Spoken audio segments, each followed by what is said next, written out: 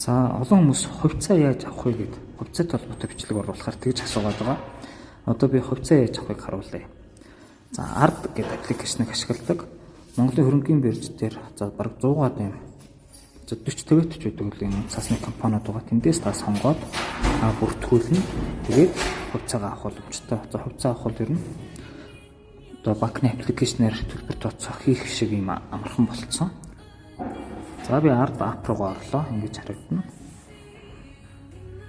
Кодоо хийгээд нэвтрээд орчихно. За үнэхээр дараа би одоо болохоор хүүхдэд зориулж байгаа. Надад хувьцаа байгаа. Түүнээс гадна би хүүхдэд зориулаад ARD app дээрээ бүртгэл үүсгээд хувьцаа ингээ багаараа цуглуулж байгаа. За манай хүүхд насан туршид одоо 10 гаруй жилийн хугацаа байна. Тэгэхээр илүү урт хугацаанд гарч авч байгаа. За миний app гэдэг рүү орлоо. За тэгээд ARD Kids гэдэг. За тэгэхээр манай хүүхдийн мэдээлэл гараад ирнэ. Энд дээр дарлаа үнэт цаас. За энэ нэг ард санхүүгийн нэгдлэг 8 ширхэг хувьцаа өгч өссөн. За энэ бол хүүхэд насан туршид энийг ингэ захин зарцуулах хэрэгтэй болно. За тэгээ ийшээ үлгээд төлбөр тооцооны наасаа цэнэглэл нь одоо 1000 төгрөг байна те. Тэгээд цэнэглэх гэдэг арчин. За эндээс банкаа сонголоо. Би хаан банкнаас за манай хүүхэд цагаан сараар 90,000 төгрөг цуглуулсан. Би тэрүүгээр хувьцаа авч зангаж байгаа шүү.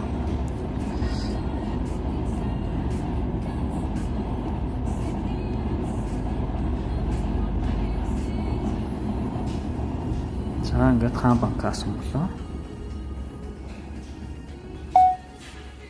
Тэгэхээр ингээд шууд QR-аар купын гараад шууд автоматар ингээд асмасан гараад ирнэ. За 90,000 төгрөг. Тэгэхээр эхлээд хүүхдийнхээ ARD автах үнцасны төлбөр тооцоохын дасыг цэнэглэнэ. Ерөөсөө даснаас данслаа мөнгө шилжүүлэхтэй л ижилхэн гэсэн үг шүү дээ. За ингээд шилжүүлчлээ буцаад ороод харъя. Рефреш хийгээд за ингээд 91,000 төгрөг болчлоо тий.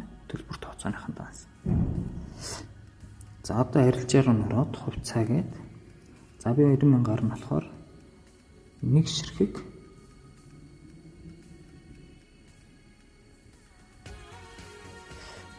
ямар ч байсан нэг ширхэг Эрдэнэ ресурсын хувьцаа авна. За нэг ширхэг Эрдэнэ ресурсын хувьцаа. За 20,000-аар нь зарах захиалга маркетинг авах захиалга. За тэгэхээр 20,000-аар нь хүн дөрвийг зарах гэж байна тий. За 592-ийг зарах гэж байна. За нэг ширхэг Эрдэнэ авчих.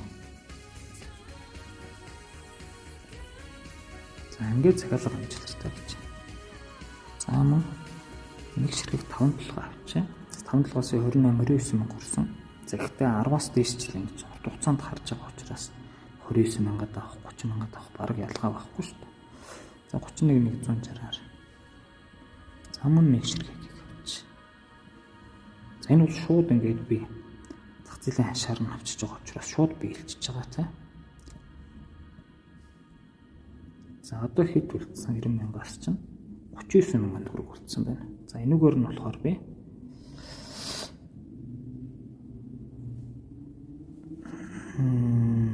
за мандал хөрөнгө оруулалтын сангийн хувьцааг авна. Биш. За хапуг авчих. Хапуг унтсан байсан. Тэгэхээр ингээд төрөлжүүлээд авчиж яах гэсэн үгтэй нэг уулуурхаад, хоёр уулуурхаад 5 толгой. За нэг хапуг.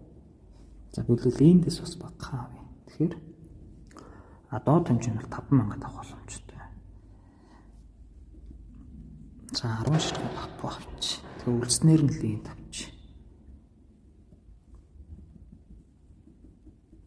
За линд минь хайх дээр нь хайгаал ингээ харчих. За 148,000 дээр зарыг нэ. За надад 29,000 байгаа учраас за 100 ширхэг гэнэ. 200 ширхэг гэнэ. За 190 ширхгийг авъя.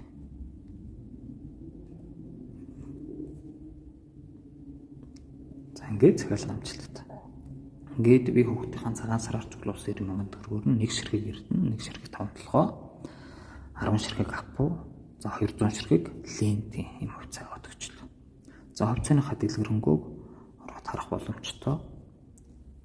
За гэхдээ хүүхдийн хувьцааны хувьд болохоор нийт ашиг алдагдлын дүн бол харагдахгүй байгаа. За миний өөрийн хувьцааны хувьд бол харагдаж байгаа.